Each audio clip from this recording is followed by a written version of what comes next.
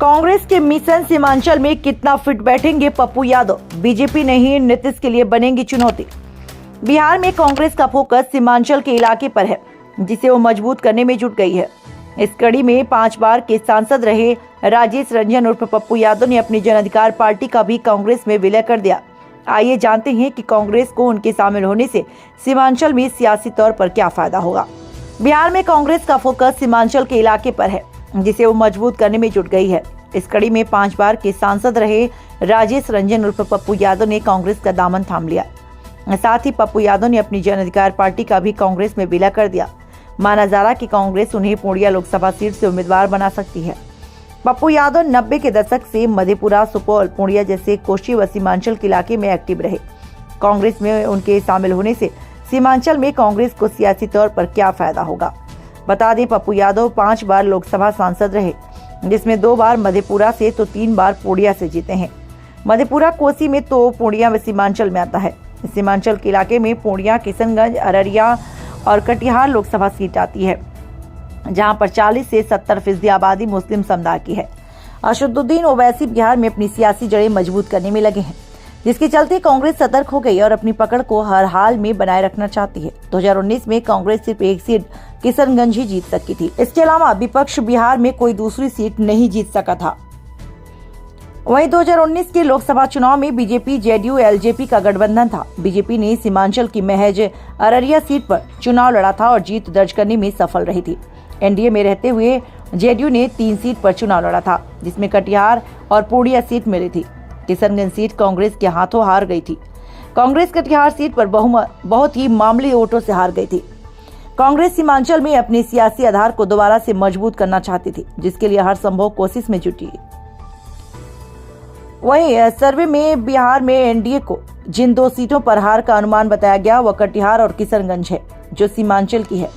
बिहार में सीमांचल के इलाके से कांग्रेस की उम्मीदें टिकी हुई हैं। यही कारण है कि राहुल गांधी ने अपनी भारत जोड़ो न्याय यात्रा के दौरान सबसे ज्यादा सीमांचल में समय बिताए हैं। राहुल ने अपनी एक मात्र रैली पूर्णिया में की थी। 2019 में मोदी नीतीश की जोड़ी ने विपक्ष का सुपड़ा साफ कर दिया था। बावजूद इसके एकमात्र सीट किशनगंज कांग्रेस जीतने में कामयाब रही थी। पप्पू यादव की पूरी राजनीति भी सीमांचल केंद्रित रही। वे पूर्णिया सीट से 2 बार निर्दलीय और 1 बार सपा के टिकट पर लोकसभा चुनाव जीते हैं। इसी सीमांचल की सियासत में पप्पू यादव की ताकत का अंदाजा लगाया जा सकता है।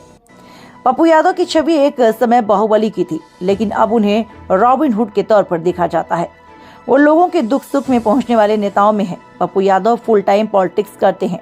2014 में मधेपुरा से पप्पू यादव और उनकी पत्नी रंजीता रंजन सुपौल सीट से कांग्रेस की सांसद रहीं। पप्पू यादव का अच्छा खासा अपना सियासी जनाधार है। अब पप्पू यादव कांग्रेस में शामिल हो गए। वो पूर्णिया लोकसभा सीट से चुनावी मैदान में उतर सकते हैं।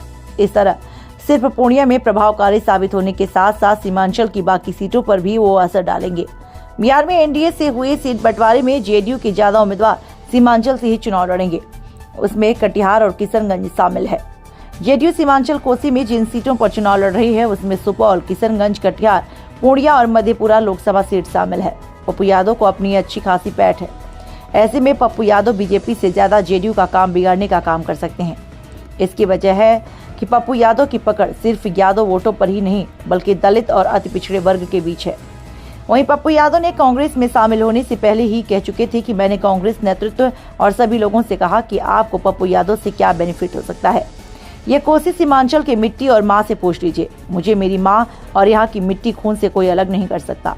मैं बार बार कहता हूँ, पूर्णिया के काज पर कोई समझौता नहीं होगा। मधेपुरा, सुपौल, सहरसा दे दीजिए, मैं हर हाल में सीट जीत कर दूंगा। कांग्रेस नेतृत्व को बता चुका हूँ कि मधेपुरा और सुपौल दीजिए, जीत की पक्की गारंटी देता हूँ, लेकिन पूर्णिया पर कोई समझौता मंजूर नहीं है। पूर्व सांसद पप्पू यादव सीमांचल से लेकर कोसी तक की सीटें जिताने का दावा कर रहे हैं। राजेश रंजन उर्फ पप्पू यादव ने बुधवार को अपनी जन अधिकार पार्टी का कांग्रेस में विलय कर दिया है। सीमांचल में नीतीश कुमार की जेडीयू सबसे बड़ी चुनौती है, तो दूसरी तरफ असदुद्दीन ओवैसी की मुस्लिम सियासत को भी काउंटर करने की स्ट्रेटजी है। कांग्रेस सीमांचल में अपनी सियासी पकड़ बनाए रखने की कवायद में है, जिसके लिए राजनीतिक बिसात बिछाने शुरू कर दी है। इसी कड़ी में पप्पू यादव की एंट्री कराई गई है और अब देखना है कि 2024 में कांग्रेस के लिए कितने मददगार वो साबित होते हैं।